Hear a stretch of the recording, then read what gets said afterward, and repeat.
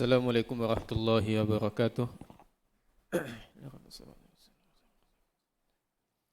Al-Fatihah. A'udzu billahi minasyaitonir rajim. Bismillahirrahmanirrahim. Alhamdulillahi rabbil alamin, arrahmanir rahim, maliki yaumiddin. Iyyaka na'budu wa iyyaka nasta'in. Ihdinas siratal mustaqim. Siratal ladzina an'amta 'alaihim ghairil maghdubi 'alaihim waladdallin. Amin.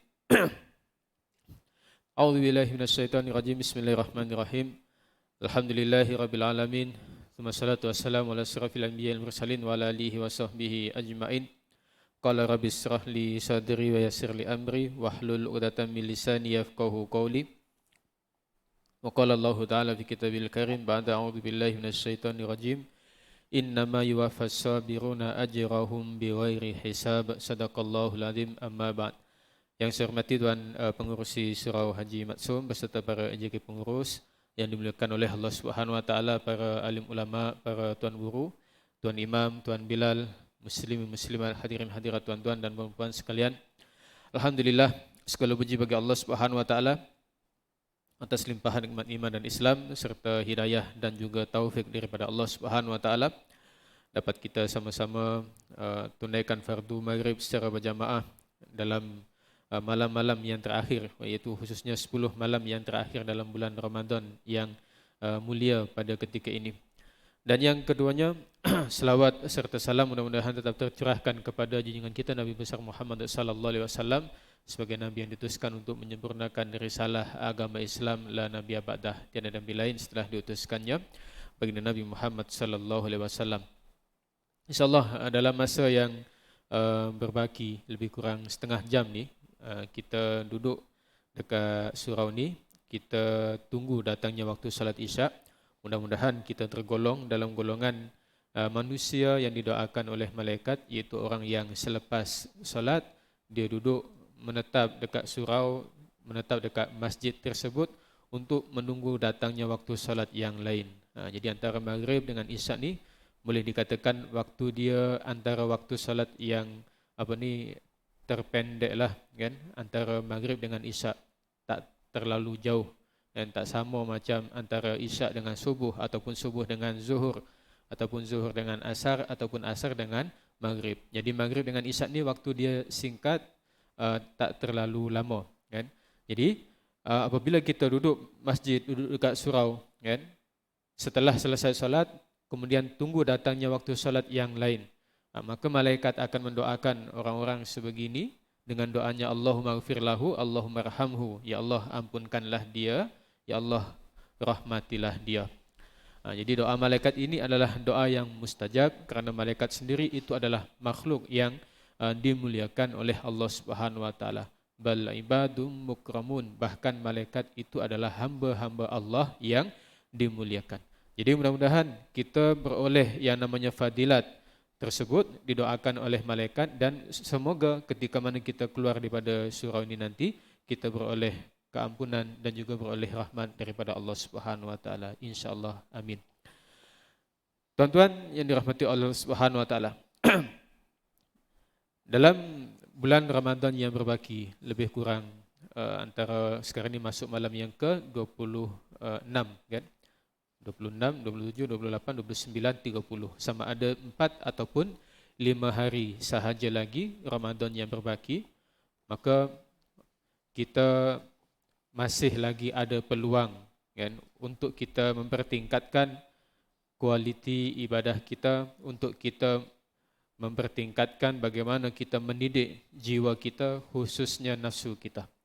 Jadi pada kesempatan yang ada pada ketika ini, insyaAllah kita akan kongsikan berkenaan tentang bagaimanakah caranya kita menjadikan bulan Ramadan ini yang tinggal berbaki 4 atau 5 hari sahaja lagi ini untuk mendidik nafsu kita. Allah Subhanahu Wa Taala ciptakan kita manusia berbeza dengan para malaikat dan juga berbeza dengan haiwan ataupun makhluk-makhluk yang lain.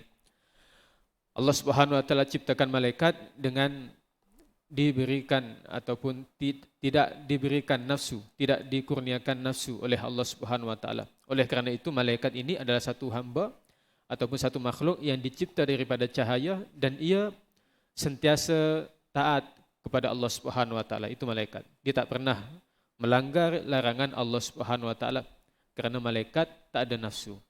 Jadi apa yang Allah perintahkan itulah yang para malaikat lakukan. Allah suruh sujud, malaikat akan sujud. Allah suruh rukuk, malaikat akan sentiasa rukuk, dan dia tak pernah menyalahi perintah Allah Subhanahu wa taala. Itu malaikat. Manakala Allah menciptakan haiwan sebagai contohnya, Allah ciptakan haiwan dengan dikurniakan yang namanya nafsu. Dan haiwan diberikan oleh Allah Subhanahu wa taala nafsu, dan pada masa yang sama haiwan juga adalah merupakan makhluk yang tidak berakal. Dia ada otak tapi boleh disebut tidak berakal. Apabila kita nak bezakan otak dengan akal ni macam mana?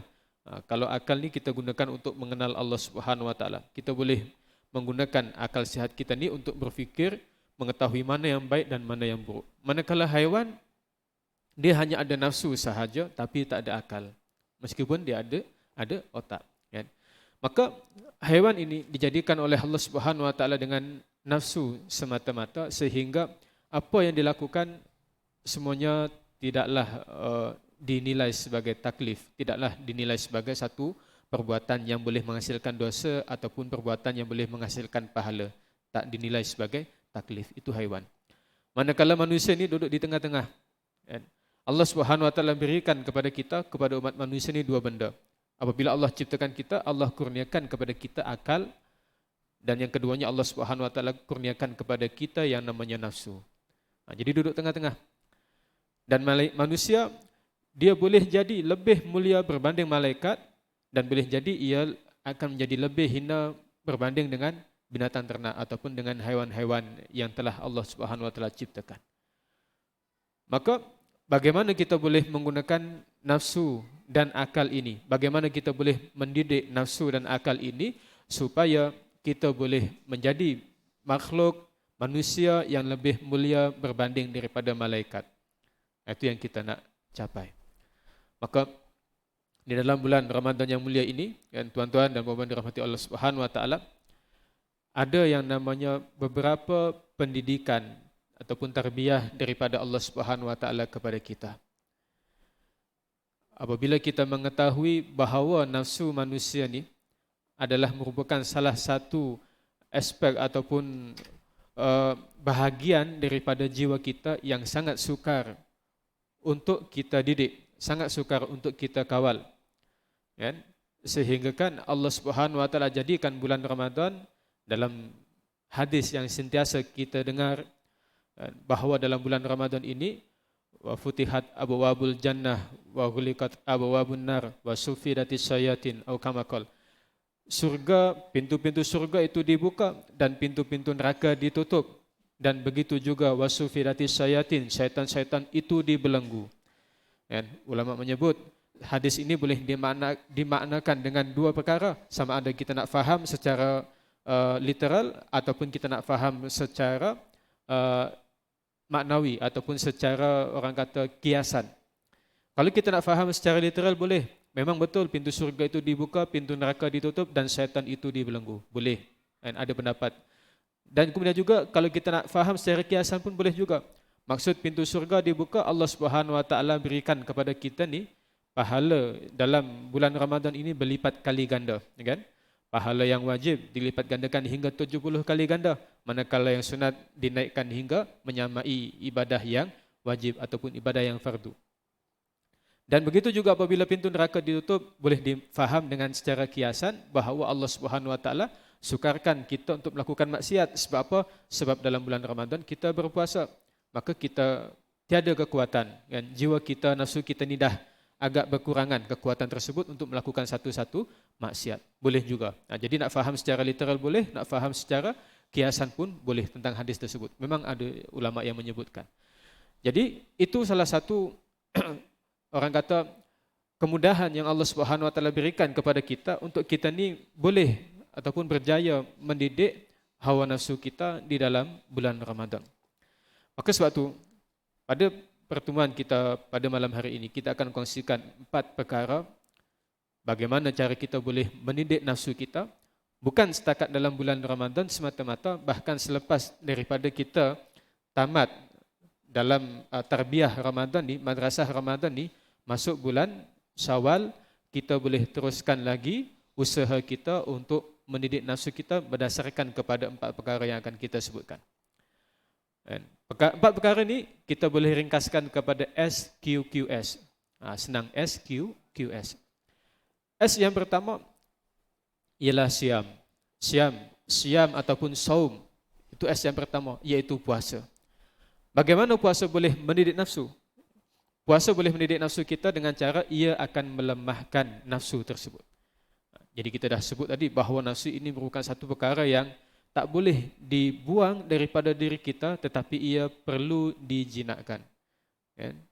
Kita nak buang tak boleh, sebab memang dah fitrah kita, manusia ni Allah ciptakan kita dengan adanya nafsu. Tak boleh nak buang 100%, tak boleh. Kalau kita buang nafsu kita 100%, maka tak akan ada yang namanya keinginan untuk kita ni berkeluarga. Tak ada yang namanya keinginan untuk kita ni makan makanan yang sedap. Tak akan ada yang namanya keinginan untuk kita ni berlumba-lumba dalam hal kebaikan. Semua tu tak ada. Jadi statik macam tu lah, macam malaikat. Kalau malaikat memang statik lah, tak ada keinginan macam-macam. Maka mustahil nak capai tahap macam tu. Maka sebab itulah nafsu dalam diri kita bukan dibuang, tetapi ia perlu dijinakkan, dibina. Jadi itu S yang pertama, kita dengan ibadah puasa yang Allah kurniakan kepada kita, yang Allah fardukan kepada kita pada ketika ini, ia bertujuan salah satunya ialah untuk melemahkan nafsu kita. Dan dalam ibadah puasa yang kita lakukan ini, Allah Subhanahu Wa Taala berikan kepada kita pelbagai macam yang namanya keistimewaan ataupun kebaikan. Salah satunya, yaitu Allah Subhanahu Wa Taala jadikan ibadah puasa adalah satu-satunya ibadah yang Allah tidak tentukan ganjarannya berapa besar, tetapi Allah rahsiakan pahala bagi ibadah puasa tersebut. Kalau ibadah-ibadah yang lain Allah tentukan, solat berjamaah diberikan pahala 27 darjat.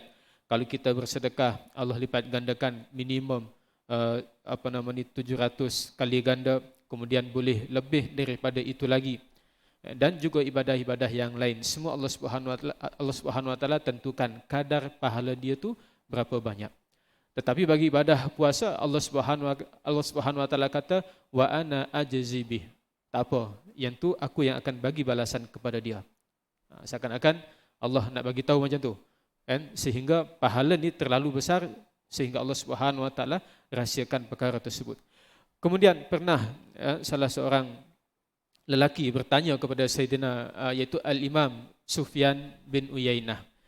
Beliau bertanya tentang hadis baginda Nabi Muhammad sallallahu alaihi wasallam yang menyatakan bahawa pahala ibadah puasa tu Allah yang akan tentukan.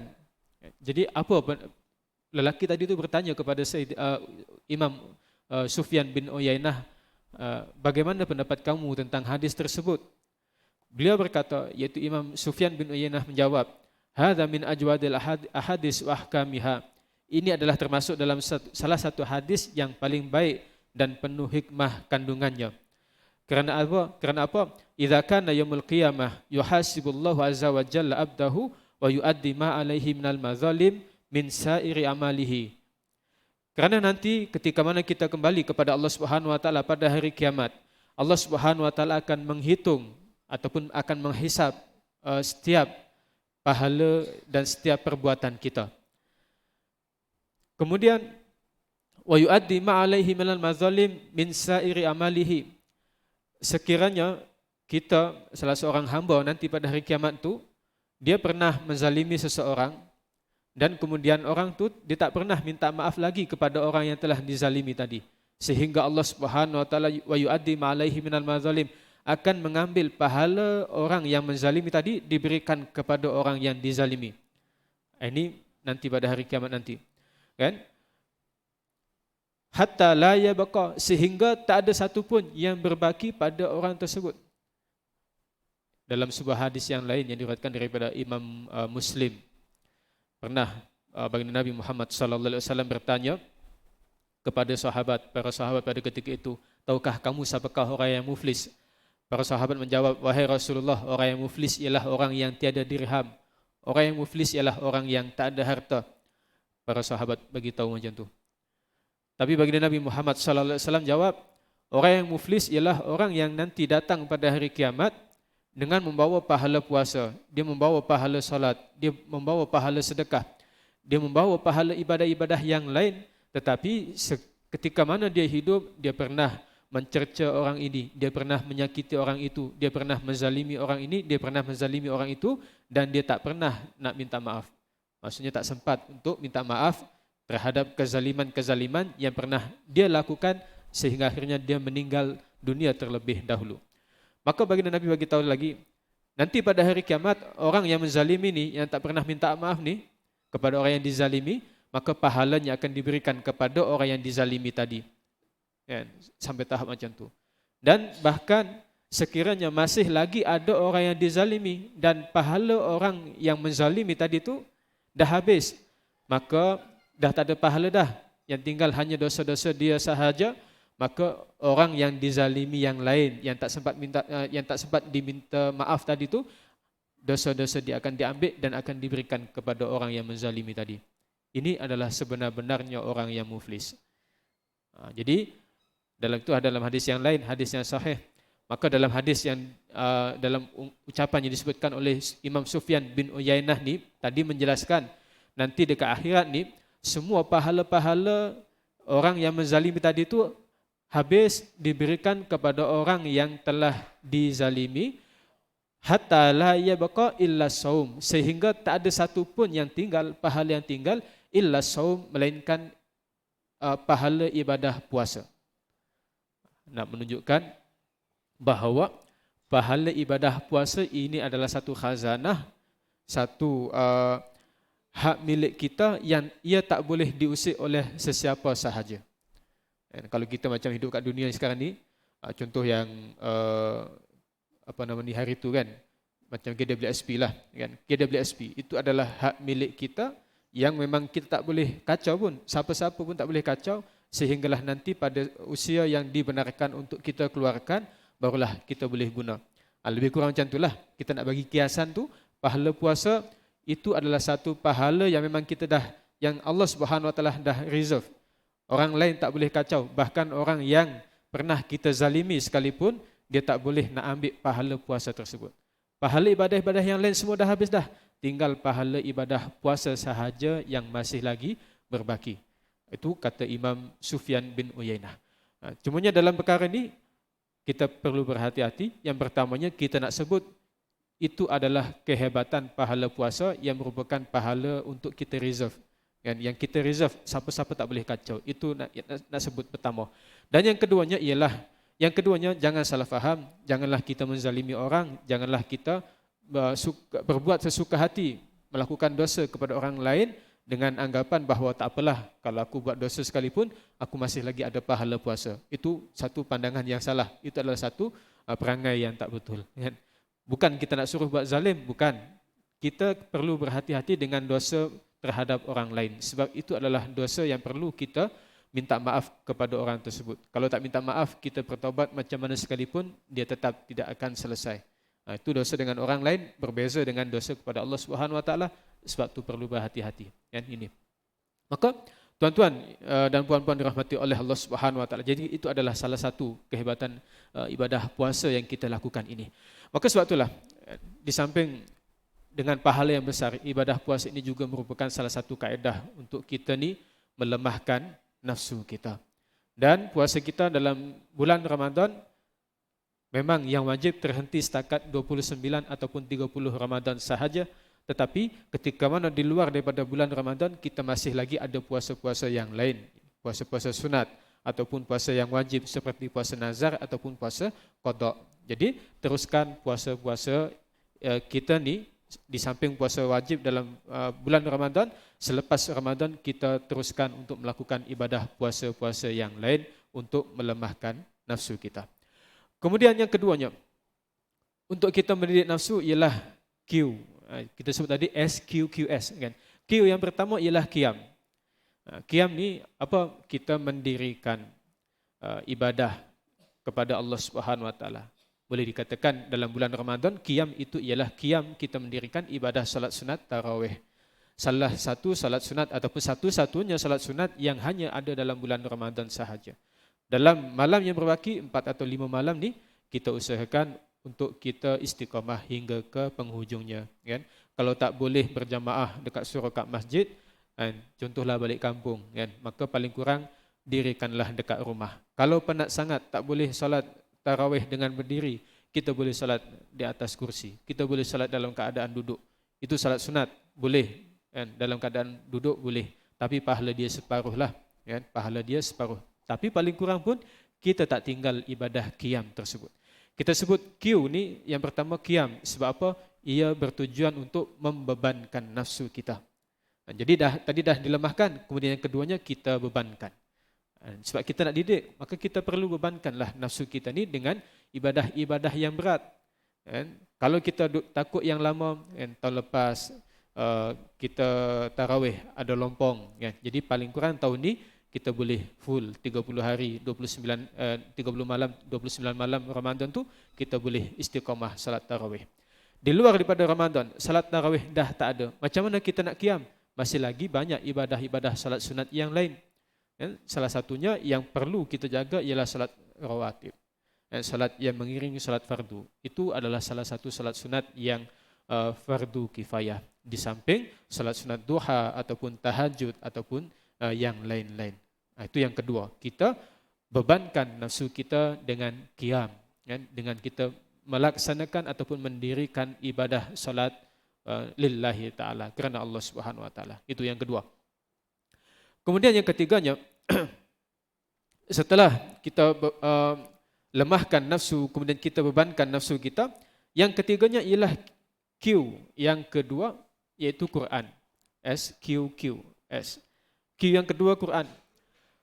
Al-Quran yang Allah Subhanahu wa taala turunkan kepada baginda Nabi Muhammad sallallahu alaihi wasallam dan juga kepada kita selaku umat akhir zaman, satu-satunya kitab suci yang Allah Subhanahu wa taala pelihara keasliannya, kan? Tak pernah satu orang pun yang berjaya untuk memalsukan Al-Quran. Maka ia merupakan satu dustur, satu pegangan, pedoman hidup untuk kita semua. Maka kita baca Al-Quran, kita faham, kita tadabbur Al-Quran dan kita amalkan Al-Quran. Q yang kedua ni bertujuan untuk membina ataupun memimpin nafsu kita. Setelah dilemahkan, kita bebankan, kemudian kita pimpin nafsu kita ni dengan Al-Quran. Memang bukan benda yang senang, kan? Bukan benda yang mudah. Dalam bulan Ramadan sekalipun, kalau kita tak ada sifat istiqamah, kalau kita tak paksa diri kita baca Al-Quran, memang kita tak akan baca. Kan? Memang tak akan baca. Sebab tu perlu kepada pengorbanan, perlu kepada yang namanya paksaan. Ikhlas dia datang kemudian. Kan? Kita paksa terlebih dahulu diri kita. Nilaian ikhlas tu lama kelamaan apabila kita boleh laksanakan satu-satu amalan dengan istiqamah, insya-Allah sifat ikhlas itu akan datang. Ikhlas itu akan hadir. Kan? Maka pertama sekali memang kena paksa. Dan apabila kita membaca Al-Quran ini, tuan-tuan dan puan-puan dirahmati Allah Subhanahu wa taala, merupakan salah satu ibadah yang tidak akan pernah merugikan kita. Tijaratan lan tabur, satu perniagaan yang tidak akan pernah rugi. Itu adalah salah satunya ialah membaca Al-Quran. Setiap satu huruf Allah Subhanahu wa taala berikan kepada kita 10 kebaikan, kan? Dan apabila kita membaca setiap satu-satu ayat daripada Al-Quran, nanti di akhirat, ketika mana kita boleh masuk ke dalam surga Allah Subhanahu wa taala berkat rahmatnya, Allah Subhanahu wa taala ataupun akan dikatakan kepada kita ahli surga ni, Iqra wartaki, bacalah olehmu Al-Quran, wartaki dan naiklah. Dalam sebuah hadis yang lain disebutkan Iqra was'ad, bacalah dan naiklah. Setiap kali kita baca Al-Quran, baca ayat-ayat Al-Quran di surga nanti, maka kita akan naik satu darjat. Setiap satu ayat naik satu darjat. Begitulah seterusnya. Sehingga tinggi mana? Sehingga hatta akhira syai'in ma'ah, iaitu sehinggalah pada ayat yang terakhir bersama dengan kita. Maksudnya, kalaulah kata di dunia ni kita pernah membaca 10,000 ayat Al-Quran, maka nanti di akhirat kelak, di surga kelak, kita akan baca sebanyak itu. Dan sebanyak itulah darjat kita di dalam surga. Setiap darjat dalam surga memiliki kenikmatan, memiliki keistimewaan yang berbeza-beza, tak sama. Dan jangan kata, ala Ustaz, janji masuk surga. Tingkat berapa, darjat berapa, tak kisah. Masuk surga tu pun dah selamat. Itu sekarang dekat sini. Nanti dekat sana tu, dekat akhirat tu, orang yang dah masuk surga sekalipun dia akan menyesal. Kan? Dia akan menyesal sebab apa? Alah, ruginya aku, kan? Dulu tahu satu-satu amalan, tahu saja tapi aku tak buat, rugi. Itu orang yang tahu tapi tak beramal. Manakala orang yang dia beramal tapi sekali sahaja dia pun menyesal, ruginya aku, kan? Kalau aku tahu nikmat dia macam ni, pasti aku akan buat secara istiqamah. Kan? Dia tahu tapi buat sekali tu je. Lepas tu dia tinggallah. Dia pun menyesal. Kan? Maka begitulah, kerana nikmat surga ini tak sama sebagaimana nikmat yang ada di dunia, dan nikmat surga adalah sangat-sangat hebat, sangat-sangat tinggi. Maka itu antara salah satu kaedah untuk meningkatkan derajat kita dalam surga, kita baca Al-Quran sebanyak mungkin. Kan? Baca sahaja dapat pahala. Kalau kita baca kemudian tadabbur, kita faham, kita kaji apa yang disampaikan dalam Al-Quran tersebut melalui pandangan para alim ulama yang muktabar, melalui para asatidzah kita, maka pahala kita akan semakin berganda. Satu pahala membaca, satu lagi pahala memahami. Kalau dah baca, dah faham, kemudian kita amalkan, maka berganda lagi pahala kita kerana kita mengamalkan apa yang ada terkandung di dalam Al-Quran. Itu yang ketiga. Yang keempatnya, untuk mendidik nafsu kita, setelah kita lemahkan, kemudian kita bebankan dan kita pimpin, yang keempat ialah kita tanamkan tauhid dalam nafsu kita, dalam diri kita. Salah satunya ialah dengan sedekah. Kenapa sedekah ini kita tanam tauhid dalam diri kita, jiwa kita, bahawa apa sahaja yang ada pada diri kita ini bukanlah hak mutlak kita, tetapi ia adalah pinjaman daripada Allah Subhanahu Wa Taala. Maka ini adalah salah satu kaedah untuk kita didik nafsu kita. Sebab tu dalam Al-Quran disebutkan beberapa perkataan berkaitan tentang infak. Infak itu adalah perkataan yang umum, lafaz yang umum. Infak ada dua, satu infak yang wajib disebut sebagai zakat. Dalam bulan Ramadan kita diwajibkan membayar zakat fitrah, kan? Di luar daripada bulan Ramadan kita disebut dengan yang namanya, di samping infak tadi itu infak yang wajib, zakat, yang keduanya infak yang sunat, itu termasuklah sedekah, wakaf, hibah dan lain-lain yang tidak difardukan.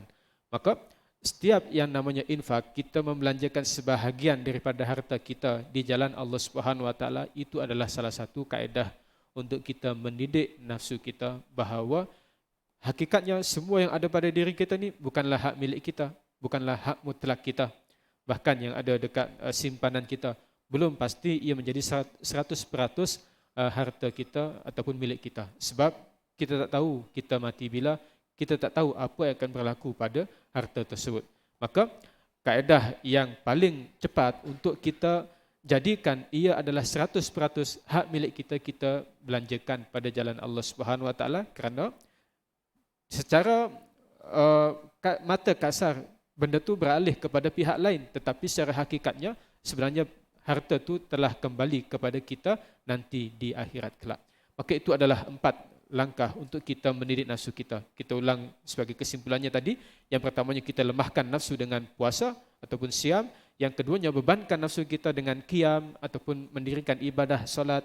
Dan yang ketiganya kita pimpin nafsu kita dengan membaca Al-Quran, tadabbur Al-Quran dan juga mengamalkan Al-Quran. Dan yang keempatnya ialah kita tanamkan tauhid dalam diri kita, dalam nafsu kita, bahawa hak mutlak yang ada pada kita ni bukanlah milik kita, bahkan ia merupakan hak milik Allah Subhanahu Wa Taala. Dan kita salah satunya ialah kita didik dengan sedekah ataupun infak. Maka tuan-tuan dan puan-puan dirahmati Allah Subhanahu Wa Taala, meskipun bulan Ramadan nanti akan berlalu, tetapi keempat-empat perkara yang kita sebutkan tadi itu boleh juga kita laksanakan di luar daripada bulan Ramadan. Sebab tu ulama menyebutkan salah satu tanda ibadah kita dalam bulan Ramadan ini diterima oleh Allah Subhanahu Wa Taala, iaitu di luar daripada bulan Ramadan nanti kita masih lagi istiqamah melakukan ibadah tersebut. Kalau dalam bulan Ramadan kita berpuasa, di luar bulan Ramadan kita boleh berpuasa sunat. Dalam bulan Ramadan kita tarawih, di luar bulan Ramadan kita boleh melakukan solat-solat sunat yang lain. Di dalam bulan Ramadan kita bayar zakat fitrah, di luar daripada Ramadan kita boleh teruskan infak dengan cara infak-infak yang sunat. Begitulah seterusnya. Jadi mudah-mudahan Ramadan kita pada ketika ini diterima oleh Allah Subhanahu Wa Taala, ibadah kita diterima oleh Allah Subhanahu Wa Taala, dan kita buktikan ia dengan cara istiqamah melakukan ibadah-ibadah yang pernah kita lakukan sepanjang bulan Ramadan di luar daripada bulan Ramadan nanti. Jadi sekadar itu sahaja apa yang baik datangnya daripada Allah Subhanahu wa taala, tersilap cakap terkasar bahasa, datangnya daripada kelemahan diri saya sendiri. Aku qouli hadza astaghfirullahaladzim li wa lakum wa liwalidina wa walidikum. Assalamualaikum warahmatullahi wabarakatuh. Subhanakallahumma wa bihamdika asyhadu an la ilaha illa anta. Bismillahirrahmanirrahim. Wal 'asri innal insana lafi khusr. Wa tawassaw bil haqqi wa tawassaw bis sabr.